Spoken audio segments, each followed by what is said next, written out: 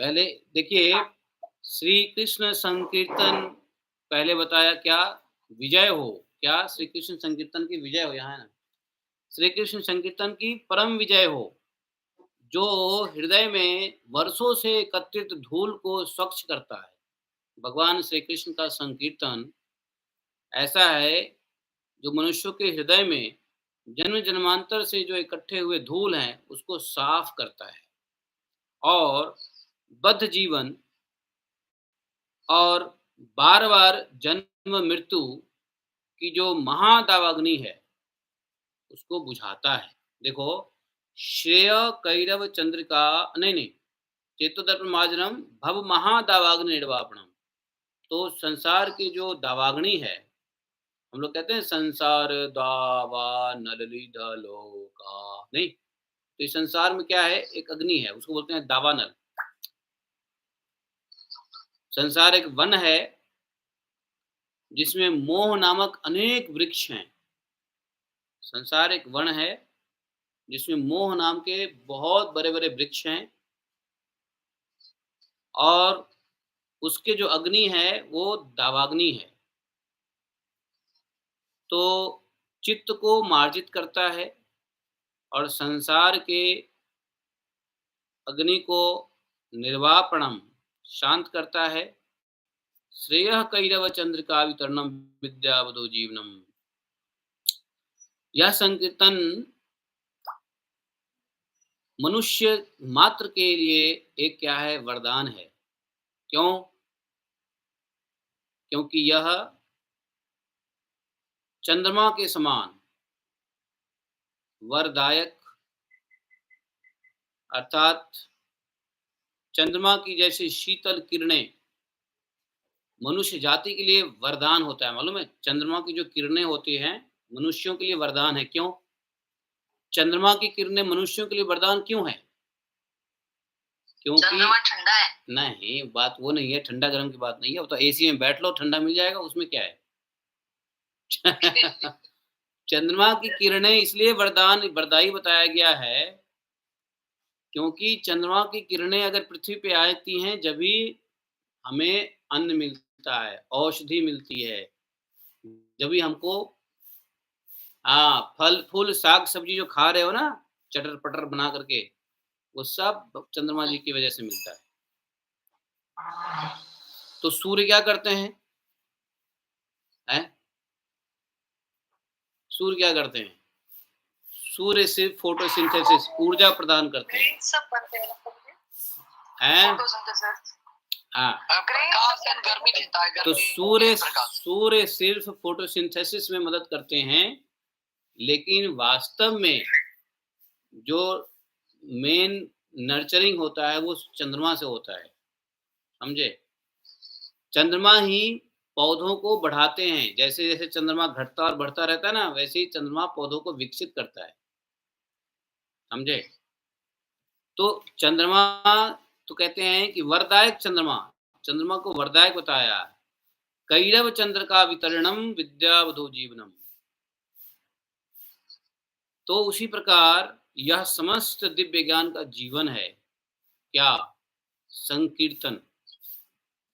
और यह दिव्य आनंद सागर को बढ़ाने वाला है। क्या? कृष्ण नाम का संकीर्तन। और उस अमृत को चखने में हमें क्या करता है? समर्थ बनाता है। क्या? कौन? नाम संकीर्तन। और इसी नाम संकीर्तन के लिए हम क्या करते हैं? हम सदैव ललायित रहते हैं। सर्वात्म स्वप्नम परम विजयते श्री कृष्ण संकीर्तनम। नहीं, तो ललायित क्यों रहते हैं? तो बोला क्या, कैसे रहते हैं? तो पूर्णामृत स्वादनम, इसकी पूरा अमृत को चखने के लिए आनंदाम बुद्धिवर्धनम प्रतिपदम पूर्णामृत स्वादनम सर्वात्म स्वप्नम परम विजयते श्री कृष्ण संकीर्तनम। तो वह कौन है? तो इसलिए श्री कृष्ण संकीर्तन को लास्ट में बता दिया। लास्ट लाइन में क्या बोला? वो कौन है जो इतना कुछ हमको देता है? श्री कृष्ण नाम संकीर्तनम। तो ये श्री कृष्ण नाम संकीर्तनम क्या-क्या देता है? चेतो दर्पण मार्जनम, चित्त को साफ करता है।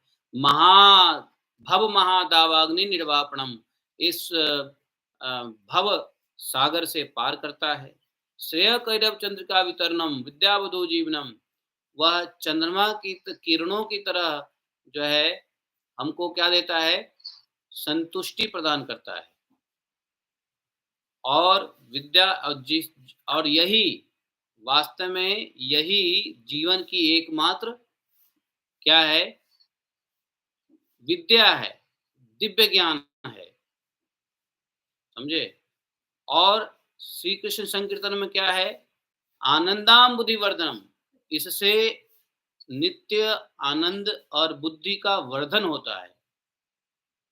प्रतिपदम, हर एक एक है, पूर्णामृत स्वादनम, इसके अमृत को चखने के लिए हम लोग को क्या करता है, समर्थ बनाता है। सर्वात्म सपनम परम विजयते, दैट इज श्री कृष्ण संकीर्तनम। तो श्री कृष्ण संकीर्तन के गुण को यहाँ पे चैतन्य महाप्रभु ने बखान किया है पहले श्लोक में कि ये नाम संकीर्तन हमको क्या देता है, बताओ। और क्या चाहिए, चित्त का मार्जन हो गया, संसार की दावाग्नि से हम छूट गए हैं, चंद्रमा की तरह हमें पोषण कर रहा है। तो कहते हैं श्री कृष्ण चंद्रमा जिस प्रकार से पोषण करता है जीवों को, उसी प्रकार से हमको चंद्रमा की तरह श्री कृष्ण संकीर्तन पोषण करता है और ज्ञान भी देता है, दिव्य ज्ञान प्रदान करता है श्री कृष्ण संकीर्तनम से। और आनंद तो ऐसा है कि प्रतिपदम वर्धनम, हमेशा क्षण क्षण पूर्णता, पूर्ण रूप से जो स्वाद है, अर्थात सभी स्वादों से भी पूर्ण स्वाद जो है वो संकीर्तन में मिलता है। और ये सभी आत्माओं के सर्व आत्म सपनम परम विजयते। तो इस प्रकार से जो है चैतन्य महाप्रभु ने श्री संकीर्तन के बारे में बताया। अब क्या बताया मालूम है कि भाई इसके करने से इसमें शक्ति क्या है, इस नाम संकीर्तन की शक्ति क्या है, ये दूसरे श्लोक में बता दिया। नाम नाम कार्य बहुधा निज सर्व शक्ति, तत्रापिता नियमितः स्मरणेन कालः, एतादृशी तव कृपा भगवन् ममापि, दुर्दैवम ईदृशम महानुजानुरागः, महाजनी अनुरागः न अनुरागः, महाजनी न अनुरागः।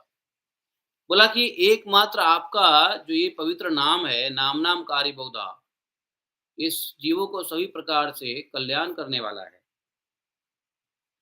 और इस प्रकार आपके श्री कृष्ण गोविंद जैसे करोड़ों नाम हैं, आपने इन नामों में अपनी सारी दिव्य शक्ति भर दी है। और इन नामों का उच्चारण करने के लिए कोई निश्चित कठोर नियम नहीं है। तो ये बताया कि सारी शक्ति इन नामों में डाल दिया है। और तत्रापिता नियमितः स्मरेन न कालः, न कोई नियम है, न कोई इसका स्मरण करने का कोई समय है, कोई कठोर नियम नहीं है, कभी भी कर सकते हैं, किसी काल में कर सकते हैं, इसका कोई नियम नहीं है। जैसे मैं बताता हूँ ना, बैठो माला करो, ये जप करो, वो जप करो, कोई नियम नहीं है। ये जो मैं बताता हूँ गलत बताता हूँ। कभी कभी मैं एक वीडियो देखा ना आपने मेरी, जिसमें मैंने बताया ठीक से बैठो, ऐसे माला करो, सांस लो, इसका कोई नियम नहीं है। वैसे देखा जाए कोई नियम नहीं है, लेकिन मैंने जो बताया वो क्या बताया है, योग युक्त। अर्थात यदि हमको माला करने के लिए भी टाइम नहीं है, योगा करने के लिए टाइम नहीं है, तो योग युक्त करो, 1 घंटा तो निकालो कम से कम योग युक्त, जिसमें माला भी हो जाए और स्वास्थ्य का भी बेनिफिट हो जाए। उसके लिए हमने नियम बता दिए, लेकिन वैसे माला का कोई नियम नहीं। मैंने बताया उस वीडियो में कि 23 घंटा आपके पास है, कैसे भी जप करो, झूमते हुए लौटते हुए, खाते हुए, पीते हुए, चैटिंग करते हुए आप माला करते रहो। 1 घंटा जैसे लोग एक्सरसाइज करता है ना, वैसे ही 1 घंटा समय निकाल के योग युक्त करो। ताकि शरीर थोड़ा सा स्वस्थ रहेगा, तो बाकी के 23 घंटे ज़्यादा अच्छे से आनंद पूर्वक आप नाम ले सकोगे। तो वैसे ऐसा कोई नियम नहीं है। नियमतः हैं? तत्र अर्पिता नियमतः स्मरणेन न कालः। तो भगवान ने सारी शक्ति इसी में डाल दिया है और इसके जपने के लिए किसी प्रकार का कोई नियम नहीं है। बोला एतादृशी तब कृपा भगवन ममापि, क्या आपने अपनी कृपा के कारण अपने पावन नामों के कीर्तन द्वारा हमें अत्यंत ही सरल से अपने पास पहुंचाने में समर्थ बना दिया है कि नहीं? एतादृशी तब कृपा भगवन ममापि दुर्दैवम ईदृशम मिहा जनिनानुरागः।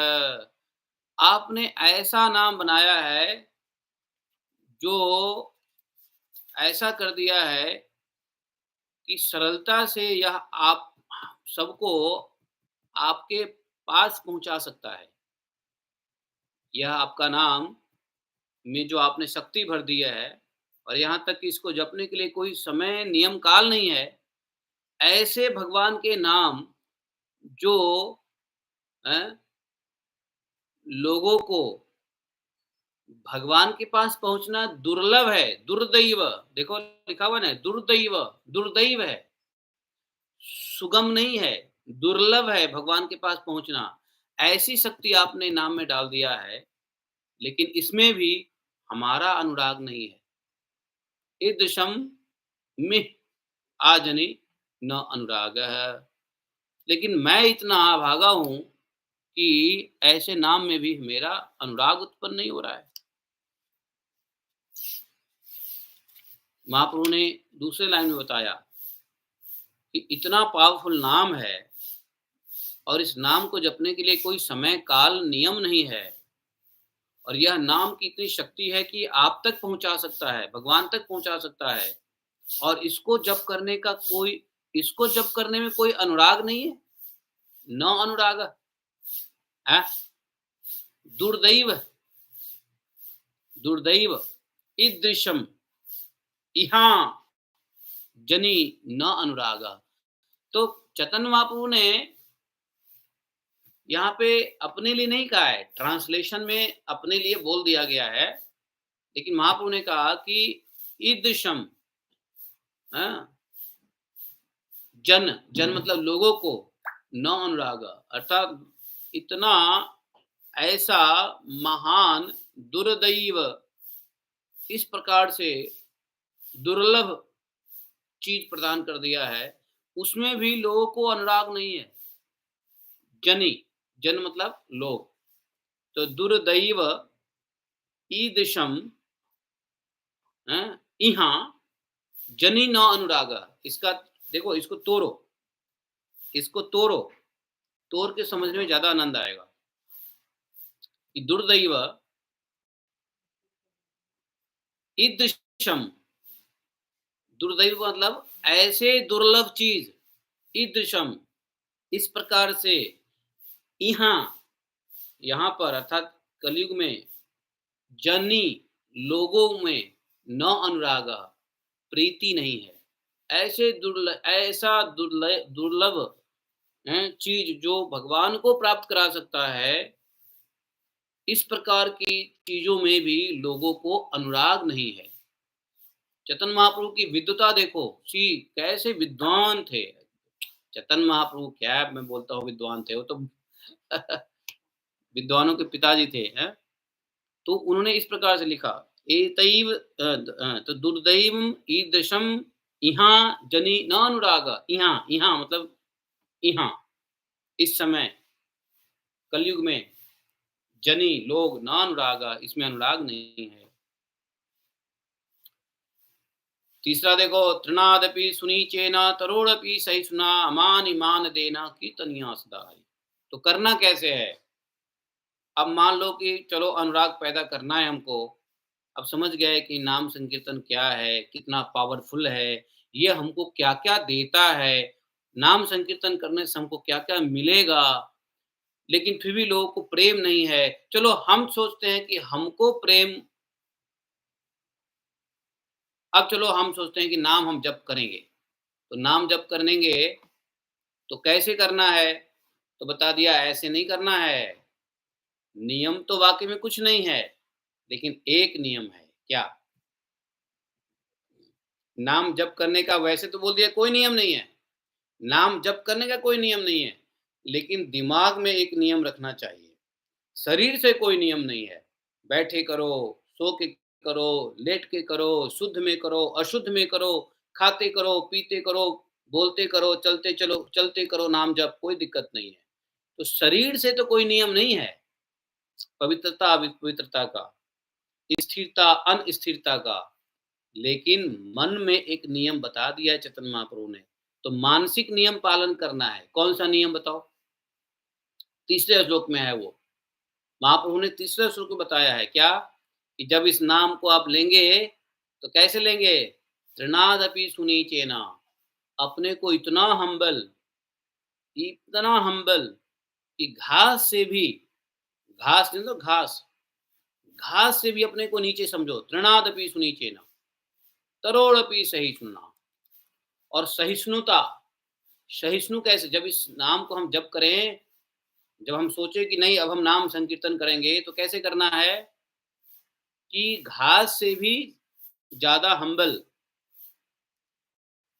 और पेड़ से भी ज़्यादा सहिष्णु, टॉलरेंट। जानते हो पेड़ बहुत टॉलरेंट होता है। तरोड़पि, तरोड़पि, तरोड़पि मतलब क्या होता है? पेड़। तो पेड़ से भी अधिक सहिष्णु ना बनना है, क्योंकि पेड़ जो होता है बहुत टॉलरेंट होता है। आंधी, तूफान, बारिश, कोई पेड़ को काट देता है, फिर भी पेड़ फल देते हैं, फिर भी दोबारा से जड़ उग जाता है, छाया देते हैं, ऑक्सीजन देते हैं। तो इतना सहिष्णु ना, तो कहते हैं तरोड़पि सहिष्णुना, अमानी ना मान देना। और क्या करना है? दूसरों को मान देना है, लेकिन खुद के लिए मान नहीं लेना है। अमानिना, अपने के लिए मान नहीं लेना, लेकिन मान देना, दूसरों को मान देना है। मान समझते हो? You don't expect respect, but you always have to give respect. हम रिस्पेक्ट लेना नहीं है, पक्की बात है नहीं लेना है, लेकिन दूसरे को हमेशा देते रहना है। और इस प्रकार से क्या करना है? कीर्तनिया सदा हरि, ये कंडीशन दे दिया है। This is the mental condition. कुछ लोग कह सकते हैं, अरे चैतन्य महाप्रभु ने कह दिया है कि कोई नियम नहीं है, तत्रा पिता नियमिता स्मरणेन न कालः, कोई नियम नहीं है। फिर अब ये नियम क्यों दे दिया कि हमें घास के ब्लेड से ज़्यादा वो रहना है, क्या बोलते हैं, हम्बल रहना है, और पेड़ पौधे से ज़्यादा हमको टॉलरेंट रहना है। Why? Baba, that was a physical rule, but this is a mental rule. Your mental attitude should be like that. Physically, you be whatever, sitting, lying, standing, walking, talking, you can chant, no problem. But then mentally, you have to become Tranadapi Sunichena, Tarodapi Sahisuna, Amani Manadena, Kirtaniya, Sada Harihi. ऐसे करने के लिए बताया मन से। और चैतन्य महाप्रभु को पता था कि मन क्या करेगा? कलयुग के लोग क्या लालची होते हैं, वो कुछ भी करते हैं तो फायदा चाहते हैं कि मैं ये कर रहा हूं तो हमको कुछ मिले, मैं ये कर रहा हूं तो हमको कुछ मिले। तो चैतन्य महाप्रभु को पता था, इसलिए उन्होंने चौथा श्लोक दे दिया। क्या? जब ये माला करो तो मन में ये विचार छोड़ दो, धनम जनम सुंदरिम जगदीश, हैं, ये सब छोड़ दो। तो ये नहीं है कि ठीक है, जो है हम हम्बल तो हो गए और टॉलरेंट तो हो गए, हैं, लेकिन मन में इच्छा पैदा कर रहे हैं। क्या? हे प्रभु, माला कर रहा हूँ, मकान दे दो, दुकान दे दो, वीजा दे दो, इमिग्रेशन दे दो, बच्चे का एडमिशन दे दो, पता नहीं क्या क्या दे दो। वो नहीं करना है।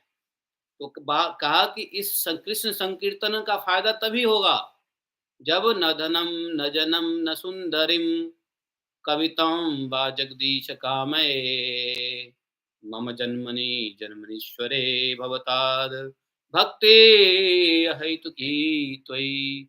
बोला कि ये अहेतुकी भक्ति करना है। कैसे? तो इसको बोलते हैं अहेतुकी भक्ति। माला जप करोगे ये सोच करके नाम संकीर्तन का ये फायदा मिलेगा, लेकिन ये फायदा तब मिलेगा जब तृणादपि के साथ न धनम न जनम न सुंदरिम करेंगे। तो क्या करना है? न धन मांगना, धन की इच्छा करनी है, न जन की इच्छा करना है, न सुंदरी की इच्छा करना है, न किसी प्रकार का ईश बनना है। जगत में ईश नहीं बनना है हमको। हमको मालिक नहीं बनना किसी चीज का, है कि नहीं? न धन संचित करने की इच्छा है, न फॉलोअर्स बनाने की इच्छा है। तो इच्छा क्या है? तो इच्छा करो कि मैं जन्म जन्मांतर तक भगवान की अहेतुकी भक्ति करूं। कैसी भक्ति करूं? अहेतुकी भक्ति करूं। और एक जन्म नहीं, जन्म जन्मांतर की बात बताया है। जरूरी नहीं है कि ये आपका अंतिम जन्म है, ये कोई जरूरी नहीं है। हमारा अंतिम जन्म है, ये जरूरी नहीं है। ये हमारा जन्म तो सब डिसाइड करता है हमारे कर्म और भगवान की इच्छा के ऊपर। भगवान हमारा कर्म खत्म हो गया नाम संकीर्तन से, लेकिन फिर भी भगवान चाहते हैं कि नहीं तुम जन्म लो। क्यों? क्योंकि तुम ये काम करो, प्रचार करो, भक्ति का प्रचार करो। भगवान का आदेश होता है जन्म लेने के लिए। भगवान ने अपने सुदर्शन चक्र को आदेश दिया, जाओ जन्म लो। भगवान ने अपने बांसुर को आवाज दिया, जाओ जन्म लो। भगवान ने अपने बड़े बड़े पार्षदों को बोला, जाओ जन्म लो। बोलते हैं। तो माना कि नाम संकीर्तन से आपके कर्म नाश हो जाएंगे, जन्म नहीं होंगे, लेकिन फिर भी भगवान की इच्छा से जन्म हो सकता है। तो यदि जन्म हुआ भी तो मम जन्मनि ईश्वरे जन्मनि जन्म ईश्वरे भवताद भक्ति अहेतुकी त्वयि। को मेरा यदि जन्म हो जन्म जन्मांतर में, अगर जन्म हो तो जन्म जन्मांतर में मैं आपकी अहेतुकी भक्ति करूं, ये बोल दिया है। बड़े बड़े विद्वान इस पे डिस्कस करते हैं कि अरे चैतन्य महाप्रभु ने जब कह दिया कि चित्त का मार्जन हो जाएगा, भव महादावाग्नि से निर्वापणम हो जाएगा, तो जन्म कहां से होगा? तो फिर हम अहेतु की भक्ति करेंगे। बहुत बड़े बड़े विद्वान इस पे चर्चा करते हैं कि जब चित्त का मार्जन हो गया, ये दावाग्नि, भव दावाग्नि, संसार के जंगल के आग से जब हमारा निर्वापणम हो जाएगा, हम छूट जाएंगे, हैं, और हमारा मुक्ति हो जाएगा, हैं, तो फिर ये जन्म जन्मनीश्वरे भवताद भक्ति अहितुकी तुम क्यों आओगा? तो बोले भैया जरूरी नहीं है कि तुम चित्त के मार्जन होने के बाद भी जन्म नहीं लो। हो सकता है भगवान की इच्छा होगा कि जन्म लो तो लेना पड़ेगा, लेकिन भगवान से प्रार्थना है कि हे भगवान, मैं किसी भी जन्म में अगर जन्म लूं तो मुझे आपकी अहेतुकी भक्ति ही प्राप्त होवे, न कि धनम जनम सुंदरिम जगदीशम, है, ये सब नहीं होना चाहिए। अच्छा, ये प्रार्थना करना है। किससे करना है प्रार्थना? बोलो, ये प्रार्थना किससे करना है? न धनम न जनम सुंदरिम किससे प्रार्थना करने के कह रहे हैं? कह रहे हैं श्री कृष्ण संकीर्तनम। भगवान श्री कृष्ण के संकीर्तन नाम से करो, नाम संकीर्तन से प्रार्थना करनी है। अयि नंद तनुज किंकरम पतितां विस्मे भवाम्बुधौ कृपया तव पाद पंकज धूलि सदृश विचिंतया। अब बोला अयि नंद तनुज किंकरम।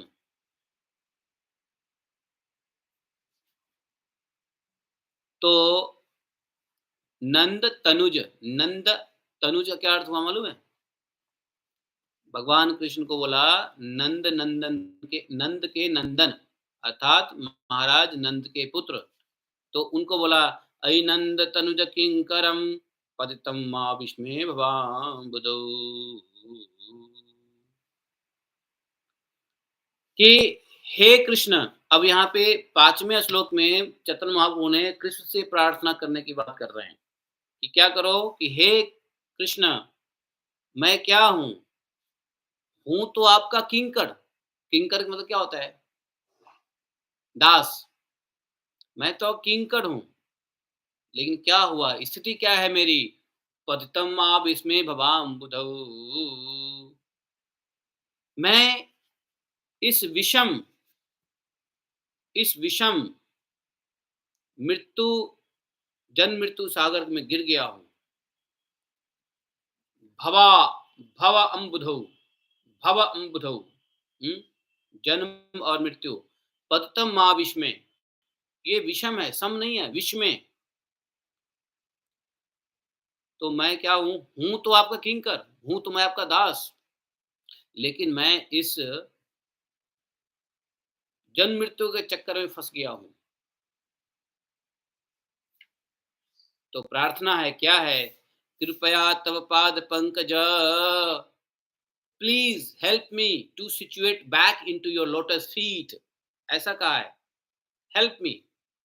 कृपया तव पाद पंकज स्थित धूलि सदिश विचिंतय। कृपया करके आप मुझे इस संसार सागर से निकाल लीजिए, और अपने चरण कमलों की सेवा में हमको लगा दीजिए। कृपया तव पाद पंकज स्थित धूलि सदृशम विचिंतय। समझे? तो हे नंद नंदन, हे ऐ नंद तनुज किंकरम। तो ये ऐ क्यों बोला मालूम है? ऐ एक संबोधन शब्द है। हे ऐ नंद तनुज किंकर, ओ नंद के नंदन भगवान श्री कृष्ण, मैं आपका किंकर हूं। और स्थिति क्या है? पतितम, गिर गया हूं। कहां? विषम संसार सागर में। आप कृपया करके मुझे यहां से निकालिए और कहां रख दीजिए? अपने चरण शरण में ले लीजिए। समझे? धूलि सदृश, कैसे? जैसे चरणों में धूलि लगा रहता है भाई। चरणों में धूलि लग, अब आप लोगों के पास चप्पल अच्छे अच्छे जूते हैं तो धूल नहीं लगा होगा, लेकिन जब आप चलोगे तो चरण में धूल कैसे चिपक जाता है। पैदल चलो, कितना भी पैर झाड़ो, तो आपके पैर से धूल हटेगा? नहीं हटेगा। तो कहा है कि मुझे आप अपने चरण में लगा लो। कैसे? धूलि सदृशम, धूलि के जैसे। Like a dust, how dust is, है ना, गेट फिक्स्ड। चरण में धूल चिपक जाता है ना, तो हमें धूलि सदृशम, धूलि की तरह विचिंतय। तो आप अपने पाद पंकज में हमको स्थित कर दीजिए। कैसे? धूलि के समान। समझ गए? तो यहाँ 5वें श्लोक में ये प्रेयर दे दिया। देखो, समझो, ये भगवान के चैतन्य महाप्रभु ने 8 श्लोक में क्या-क्या बता दिया। तो पहले श्लोक में नाम संकीर्तन की महिमा बता दिया, दूसरे श्लोक में इसकी ताकत बता दिया, तीसरे श्लोक में कैसे करना है, मनोभाव कैसे रखना है वो बता दिया, 5वें श्लोक में बता दिया कि अहैतुकी भक्ति के लिए प्रार्थना करनी है जन्म जन्मांतरे, और कभी कोई धन जन सुंदरी नहीं। 5वें श्लोक में बता दिया कि उस भगवान श्री कृष्ण से क्या प्रार्थना करें, तो प्रेयर मूड बता दिया 5वें श्लोक में। अब 6ठे श्लोक में सुनो, नयनम गलदश्रुधारया बदनम गदगदरुदया गिरा पुलकैः निचितं बपु कदा तब नाम ग्रहणे भविष्यति। अब 6ठे श्लोक में रो रहे हैं, क्राइंग, ही इज क्राइंग। कौन क्राइंग? जीव को रोने के लिए कह रहे हैं, रो और बोलो क्या? हे भगवान, ऐसा कब होगा कि मैं आपके नाम को ग्रहण करूंगा, और नाम को ग्रहण करूंगा तो कैसे करूंगा? अरे नाम तो तुम ग्रहण कर ही रहे हो, हरे कृष्ण कृष्ण कृष्ण हरे हरे रोज जप रहे हो। अब कौन से नाम ग्रहण करने की बात कर रहे हो ना? साधारण नाम ग्रहण नहीं, विशेष नाम ग्रहण कैसे करूंगा? तो कैसे विशेष? जब नाम लेते लेते आप मेरे आंखों से आंसू आने लगेंगे, मेरे बदन में क्या होने लगेगा? कुछ कुछ होने लगेगा। गला गला रुद्ध जाएगा। कब गला रुधेगा? गदगद उदया वदनम है, नयनम गलद्वस्त्रधया वदनम गदगद उदया गिरा पुलकर निस्तंभ पुकरा है।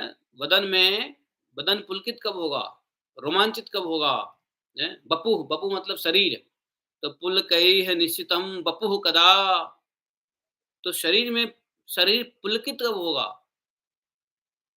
तब नाम ग्रहणे भविष्यति, भविष्यति मतलब होगा, होगा फ्यूचर टेंस में, कि ऐसा कब होगा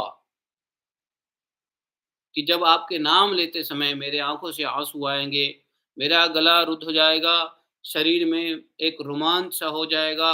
ऐसा कब होगा? जब आपका मैं नाम लूंगा। तो ये जो छठा श्लोक जो दिया है, छठा शिक्षा का अष्टक है, वो भी भगवान से कौन सी भाव में ये प्रार्थना होनी चाहिए? तो बोल रहे हैं कि उसको आर्त भाव में, आर्त भाव में, समझे? आर्त आर्त भाव में।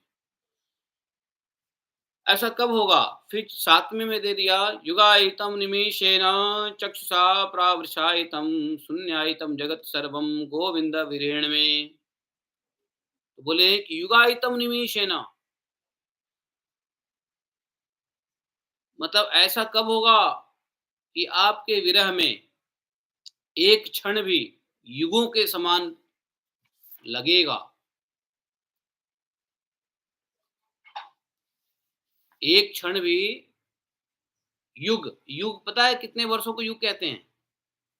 युगायितम निमेषेण, तो बोले कि 12 वर्ष का एक युग होता है। 12 वर्षों का युग होता है, मालूम है? 12 वर्ष में एक युग परिवर्तित हो जाता है। तो बोले कि अरे आप लोग कहोगे कि एक युग तो लाखों वर्ष का होता है, तो ये कौन सा युग आ गया है? हैं? तो ऐसा है, एक वो तो युग है, लेकिन यहाँ पे जो युग है उसको 12 वर्ष के युग कहते हैं। सिद्धियों के लिए 12 वर्ष की युग मानी जाती है। यदि कोई चीज़ किया जाए 12 वर्ष तक उसकी सिद्धि हो जाती है, तो सिद्धि युग कहते हैं उसको। तो कहते हैं मैं युगायितम निमेषेण चक्षुषा प्रावृषायितम, मैं आपका एक क्षण को 12 वर्ष या इससे अधिक मानता हूँ। आपके बिना पूरा जगत शून्य लगता है मुझे। क्या? शून्यायितम जगत सर्वम, पूरा जगत शून्य लगता है। कैसे? आपके बिना। गोविंद विरहण में, तो गोविंद के विरह में जगत शून्य लग रहा है, और एक क्षण 12 साल से अधिक लग रहा है। युगायितम निमिषेण, निमिषेण निमिष वो कहते हैं एक क्षण को। चक्षुषा प्रावृषायितम, चक्षु में आंखों में क्या हो रहा है? आंखों से क्या हो रहा है? झड़ियां झड़ियां, आंखों से आंसुओं की झड़ियां लग रही है। चक्षुषा प्रावृषायितम, वृष कहते हैं ना, वृष, वृष किसको कहते हैं? वर्षा, पानी गिरने को वृष कहते हैं। तो प्रावृषायितम अर्थात आंखों से पानी फटाफट गिर रहा है, आंसू गिर रहे हैं, और आपके बिना जगत सूना सूना लग रहा है। शून्यायितम जगत सर्वम गोविंद विरहण में। तो ये विरह का पद दे दिया। उसके बाद क्या कह दिया 8वें श्लोक में? आश्लिष्यवा पादर्ताम पिनष्ट माम अदर्शनान महता करोतु वा मम हता यथा तथा वा विद्धातु लंपटो मत प्राणातस्तु सेवनापरा। क्या बोले इसमें? बोले कि मैं आपके अतिरिक्त, मैं आपके अतिरिक्त, किसके अतिरिक्त? भगवान के अतिरिक्त किसी अन्य को नहीं जानता। अश्लिष्य वा पादर्ताम पिनिष्ट माम, किसी को नहीं जानता मैं, चाहे वे मेरे लिए हमेशा उसी तरह बने रहेंगे, भले ही वे मेरा प्रगाढ़ आलिंगन करते समय उदंडता से पेश आएं, या मेरे समक्ष उपस्थित न होकर मेरा हृदय तोड़ दें, वे कुछ भी करने के लिए स्वतंत्र हैं। क्योंकि बिना शर्त वे सदा सर्वदा मेरे लिए आराध्य भगवान हैं। तो बोला कि भगवान के अलावा मैं किसी भगवान कृष्ण के अलावा, तो ऊपर क्या है गोविंद बोल दिया ना, गोविंद पहले लिख दिया ना गोविंद विहरण में, तो उस गोविंद के अलावा मैं किसी को नहीं जानता हूं और मेरे लिए वे हमेशा उसी तरह बने रहेंगे। किस तरह? स्वामी की तरह। मेरे लिए क्या बने रहेंगे? स्वामी की तरह बने रहेंगे। वे मेरे स्वामी हैं। चाहे वो हमें दर्शन दें, फिर भी वो हमारे स्वामी हैं। चाहे वो हमें दर्शन ना दे, फिर भी वो स्वामी हैं। चाहे वो हमें लात मारे, कोई कष्ट दे, फिर भी वो हमें हमारे स्वामी ही हैं। कौन? गोविंद।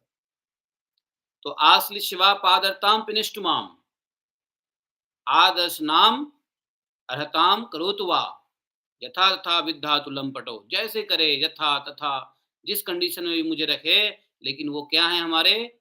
मत प्राणास्तु सएव नापरा।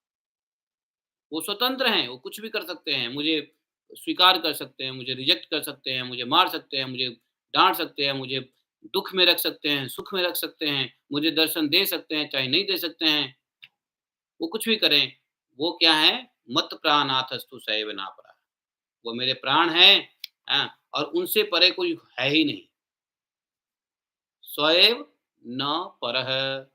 न परः का क्या मतलब है? हमारे ईश्वर, हमारे भगवान गोविंद से ऊपर कोई है ही नहीं।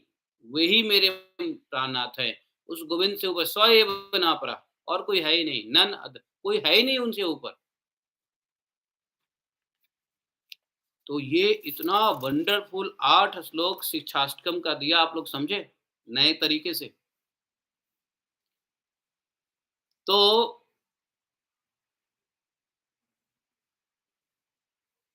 भगवान के नाम संकीर्तन, उसके गुण, उसका फल, उसको कैसे धारण करना है, किस समझदारी के साथ धारण करना है, किस भाव में धारण करना है, किंकरी भाव बताया। किंकरी भाव कौन सा भाव बताया? किंकरी भाव। नंद तनुज किंकरम। देन यहाँ पे इच्छा जाहिर हो रही है कि आई विश कि मैं आपका नाम दूं तो आंख में आंसू आए, ये सब हो जाए। और एक एक क्षण जो है जू के समान लगता है। आपके बिना पूरा संसार शून्य है और आप चाहो जो कुछ भी हो, आपसे ऊपर कोई है ही नहीं, और मैं तो जो है आपका ही अपना सब कुछ मानता हूँ। चाहे आप हमें दर्शन दो या ना दो, कोई फ़र्क नहीं पड़ता है। तो कहते हैं ना, जैसे खिसियानी बिल्ली क्या करे? तो जैसे खिसियानी बिल्ली, जैसे मान लो हम रो रहे हैं विरह में रो पहले खूब रो रहे हैं, अब रोने के साथ-साथ अब आँखों से आँसू क्या हो गया है? सूख रहा है। तो अपने मन को मनाने वाली बात कर रहे हैं, सेल्फ कंसोल कर रहे हैं। कोई बात नहीं है, हे प्रभु, दर्शन दो या ना दो, आपके ऊपर है। आप चाहो तो दो या ना दो, आप स्वतंत्र हो। हुँ, आप कुछ भी करो, आप स्वतंत्र हो, लेकिन मेरे लिए तो आप ही प्राणनाथ हो, आप ही स्वामी हो, आपसे ऊपर कोई नहीं मेरे लिए। तो अपने को क्या करते हैं? कंसोल कर लेते हैं। ये कह के कि आप कितना भी हमें रिजेक्ट करोगे, आप कितना भी हमें दर्शन नहीं दोगे, आप हमें कितना भी जन्म जन्मांतर में फेंकते रहोगे, लेकिन आप ही हमारे नाथ रहोगे। आपसे ऊपर कोई नहीं रहेगा। तो जैसे 8वें श्लोक में आकर के भगवान प्रसन्न हो जाते हैं फिर। अरे देखो, हम इसके साथ क्या-क्या कर रहे हैं, फिर भी ये हमको ही नाथ समझ रहा है और हमसे ऊपर कोई समझ ही नहीं रहा है। हाँ? मैं कितना भी लंपट करूँ इसके साथ, देखो, यथा तथा वा विदधातु लंपटो। मैं इसके साथ कितना भी लंपटगिरी करूँ, भगवान जानते हो, भक्त के साथ पहले लंपटगिरी करते हैं। लंपटगिरी समझते हो? भक्त को छेड़ते हैं। भगवान भक्त को पहले छेड़ते हैं, टेस्ट करते हैं। ऐसे-ऐसे गलत या सही जो कुछ भी हो, भगवान छेड़ते रहते हैं भक्त को। लेकिन फिर भी जो भक्त ये कहता है कि मत प्राणास्तुन सएव नापरः, आप ही मेरे नाथ हो, तब भगवान स्वीकार लेते हैं। नहीं तो उससे पहले भगवान छेड़ते क्यों हैं? दुःख में क्यों डालते हैं? ये देखने के लिए कि ये मेरे को प्राणनाथ मानता है या किसी और को मानता है प्राणनाथ? दुख में ये मेरा याद करता है या गवर्नमेंट को याद करता है, पुलिस को याद करता है, डॉक्टर को याद करता है, किसको याद करता है दुख में? तो जब ऐसी शरणागति होती है तो 8वां श्लोक शरणागति का है। शरणागति का मतलब क्या? कि चाहे हमारे साथ जो कुछ भी हो, हम गोविंद का नाम लेना नहीं छोड़ेंगे, चाहे वो हमारे साथ कितना भी लंपटगिरी करे। लंपट समझते हो ना? जैसे स्त्री लंपट, पुरुष लंपट, धन लंपट, नहीं, मान-सम्मान लंपट, जो मान-सम्मान के पीछे पड़ता है, वो लंपट कहलाता है। लंपट मतलब पीछे पड़ने वाला, स्त्री के पीछे पड़ने वाला स्त्री लंपट, धन के पीछे पड़ने वाला धन का लंपट, मोह माया के पीछे पड़ने वाला मोह लंपट। तो लंपट मतलब पीछे। तो यदा यदा विद्धातु लंपटो, आप मेरे साथ जैसे भी पीछे से व्यवहार करो, मत प्राणास्तु सैव नापरः, आप ही मेरे प्राणनाथ हैंगे और आपसे ऊपर हमारे लिए कोई नहीं। न एव, क्या लिखा हुआ है? स एव न परः, वह कोई नहीं है जो आपसे ऊपर हो सकता है, इसलिए आप ही मेरे प्राणनाथ हो। तो 8वें श्लोक में चैतन्य महाप्रभु ने शरणागति का भाव दिया है, समझे? तो आप लोग जब आप समझते हो ना चैतन्य महाप्रभु के शिक्षाष्टकम को, तो ऐसे समझो कि पहले श्लोक में क्या भाव दिया है, दूसरे श्लोक में क्या भाव दिया है, तीसरे में क्या भाव दिया है, चौथे में क्या भाव दिया है, 5वें, 6ठे, 7वें, 8वें, 9वें, 8वें में, 9वां नहीं है, क्या भाव दिया है। और इन 8 भाव को लेंगे ना, खत्म, काम बन गया। सारा भाव इसी 8 भाव में है। साख्यम, दास्यम, आत्मनिवेदनम, सारा भाव इसी 8 में है। तो ऐसे समझो चैतन्य महाप्रभु के शिक्षाष्टकम को। बोलो श्री श्री चैतन्य महाप्रभु शिक्षाष्टकम की जय। श्री चैतन्य महाप्रभु आविर्भाव दिवस की जय। गौर पूर्णिमा की जय।